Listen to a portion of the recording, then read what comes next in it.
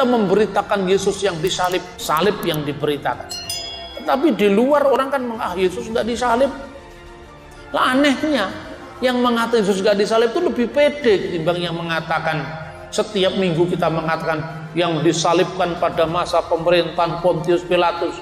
Itu kan kredo sejarah, bukan sekedar kredo iman. Jelas yang nyalib siapa, di zaman siapa. Masa begitu kurang pede? Hanya dikalahkan oleh tafsir sebuah kitab suci yang muncul ratusan tahun setelah peristiwa. Benar, pasti Nabi Isa melanjutkannya. Yang menghancurkannya Nabi Isa sendiri. Yang mengatakan itu patung dia, maka itu dibantah oleh Al-Quran. Wa ma qataluhu, mereka tidak membunuhnya.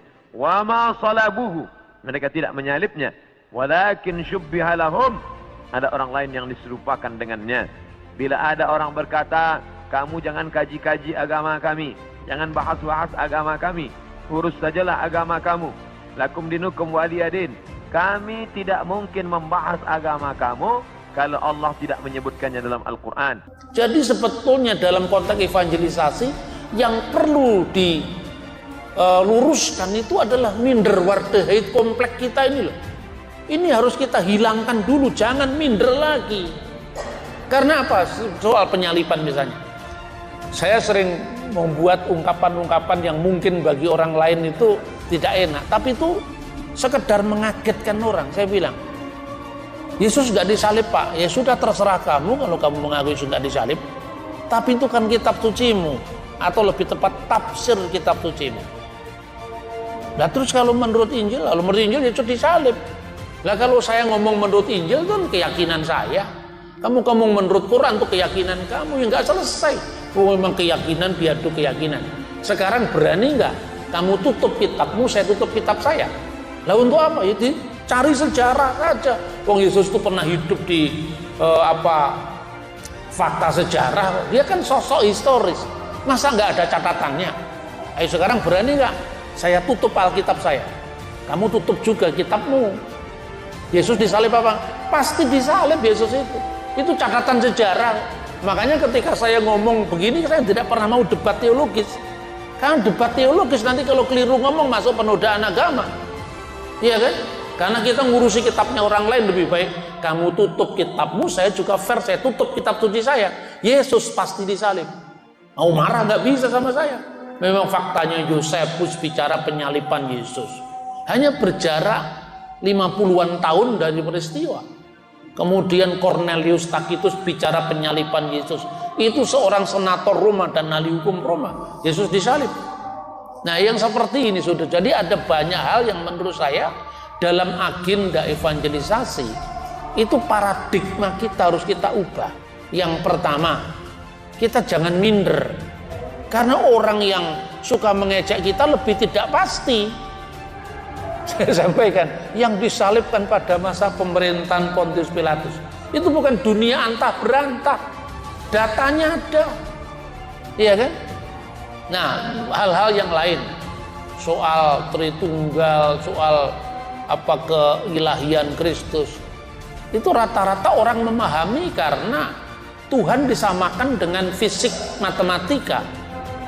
Orang mengatakan Bapa, Putra dan Roh Kudus 1 tambah 1 tambah 1 sama dengan 3. Padahal umat Kristen sendiri yang bilang bahwa Tuhannya lebih dari 1. Nggak mau 1, gimana sih? Allah Bapa, Allah Anak, Allah Roh Kudus 3, enggak 1. Pelan-pelan ya. Allah Bapa itu berapa? 1. Allah Anak ini berapa? 1. Allah Roh Kudus 1, jadi 3 dong. Enggak, 1. 1 tambah 1 tambah 1, 1. Anak SD kelas 1 nggak ada kelas, bos. Nggak ada yang kelas. 1 tambah 1 tambah 1, 1. 3 orang dia sendiri yang bilang, Yesus duduk, Tuhan di sebelahnya. Gimana 1? Itu kan 1 tambah 1 tambah 1. Sekarang kamu kalikan aja sekarang. 1 kali 1 kali 1 sama dengan berapa? Kamu kalau baru hitung tambah-tambahan tuh baru belajar menghitung. Perkalian lebih tinggi daripada penambahan. Kalau tak terhingga tambah tak terhingga tetap tak terhingga gitu.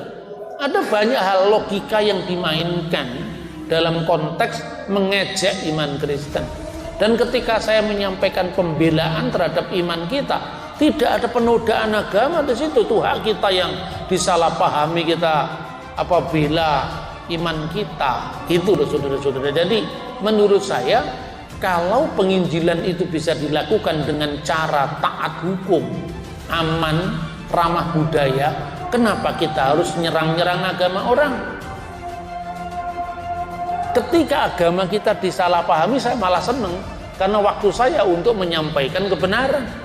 Tapi kalau agama kita, iman kita tidak disalahpahami, ngapain tiba-tiba ngajak ngomong orang lain yang tidak nanya-nanya? Memang saya nanya kamu, saya tidak nanya kamu kok kamu ngomong. Lah mumpung kamu nanya, saya jelaskan. Gitu loh. Jadi segala sesuatu tetap harus disyukuri. Termasuk saya sakit di sini itu pemegang rekor terlama saya. Datang ke wilayah sesama Indonesia kan. Ini bayangkan saya di rumah sakit 5 hari, setelah itu disuruh istirahat 2 minggu lah. Itu terlama itu. Tapi ya enggak apa-apa, sekalipun kadang-kadang ya rindu rumah. Tetapi kalau saya lihat banyak teman-teman panitia sampai panitia yang dibubarkan, saya juga ikut di sana. Saya punya keluarga baru di Kendari dan itu belum pernah saya lakukan sebelumnya.